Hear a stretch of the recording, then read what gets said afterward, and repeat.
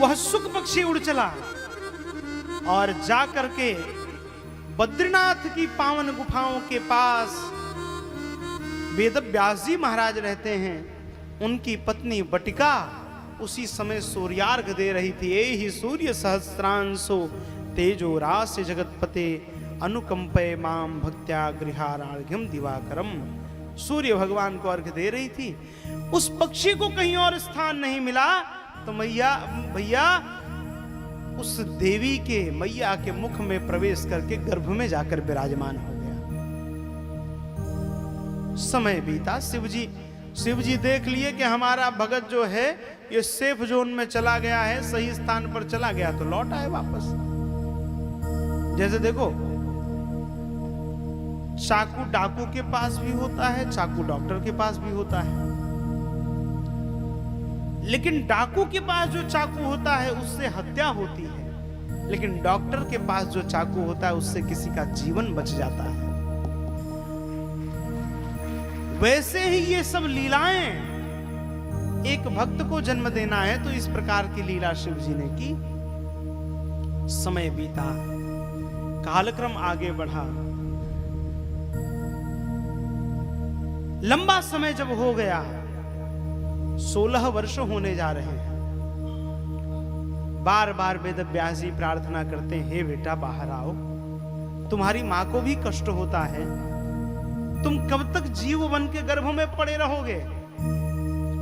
सुखदेव भगवान भीतर से ही कहते हैं, पिताजी पृथ्वी पर चरण पड़ते ही माया घेर लेती, इसलिए हमें तो ये गर्भ ही अच्छा है, हम इसी में पड़े हैं, ठीक है, बाहर कब आओगे। तो जब भगवान हमें दर्शन दे दे तो बाहर आएंगे।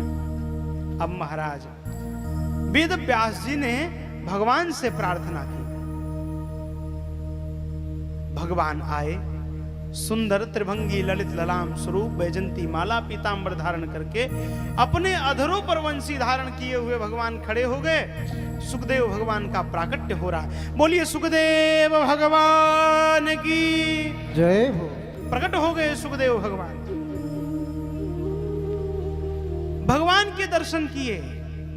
दिगंबर अवस्था है, सुंदर केस हैं, हृष्ट पुष्ट 16 वर्ष की काया हो गई और चल दिए हैं वन की ओर। वन की ओर पीछे पीछे बिलखती हुई मां, हे बेटा 16 साल तुम्हें मैंने अपने गर्भ में रखा, एक बार दूध तो पीते जाओ, माता का दूध तो पी लो। सुखदेव भगवान ने कहा, मैया अगर मैंने आपका दूध पिया तो मेरे ऊपर मात्र ऋण लग जाएगा और मुझे आपकी मुक्ति के लिए फिर पिंडदान भी करना पड़ेगा, और हम बीतरागी महात्मा हम तो ये कर नहीं पाएंगे, मैया क्षमा करो। और चल दिए। पीछे पीछे बिलखते हुए पिता पीछे पीछे, अरे बेटा 2 अक्षर हमसे पढ़ते तो जाओ। नहीं पिताजी, आज आपसे 4 श्लोक पढ़ा तो कल आप कहेंगे जाओ जजमान के यहाँ शनि का ग्रह हावी हो गया, जाओ शांति करा के आओ, जाओ फलाने जजमान के यहाँ आज उसका जन्मदिन है, सत्यनारायण की कथा सुना के आओ। पिताजी हमें इन बंधनों में नहीं बंधना है, हमें तो मुक्त करो आप। चल दिए। पीछे पीछे पिता मानो कह रहे हैं, एक पंक्ति गुरुदेव भगवान की भावमयी रचना है। हे सुख मत जाओ मत जाओ, हे पिंजरे के कीर उड़न्तु, हे पिंजरे के कीर उड़न्तु, कुछ तो दया दिखाओ।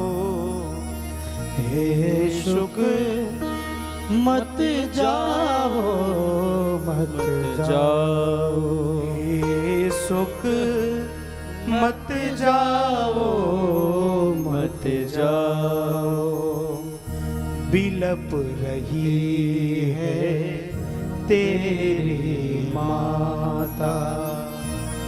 हृदय पिता का भी बिल खाता, यह कानन दृग नीर बहाता, यह कानन दृग नीर बहाता, निठुर हृदय हे सहज विरागी, निठुर हृदय हे सहज विरागी, कुछ तो दया दिखाओ, हे सुख मत जाओ, मत जाओ, हे सुख मत जाओ, मत जाओ, हे सुख मत जाओ। अरे रुक जाओ, रुक जाओ। पीछे पीछे वृद्ध वेद व्यास जी महाराज दौड़ रहे हैं। पुत्रेति तन्मयतया तरवोभिनेदुस, हे पुत्र, हे पुत्र।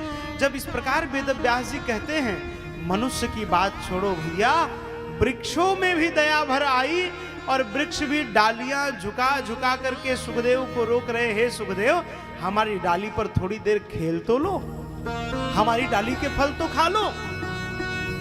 सुखदेव भगवान रुकते नहीं हैं, चले जा रहे हैं वन की ओर। इसी बीच एक बड़ी अद्भुत घटना हुई, बहुत अद्भुत घटना। देखिए,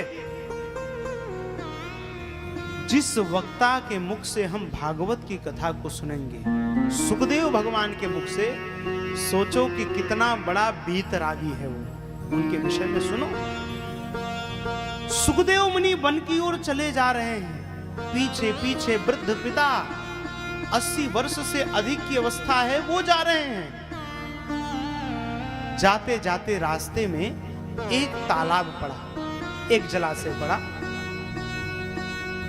तालाब में कुछ युवतियां स्नान कर रही थी,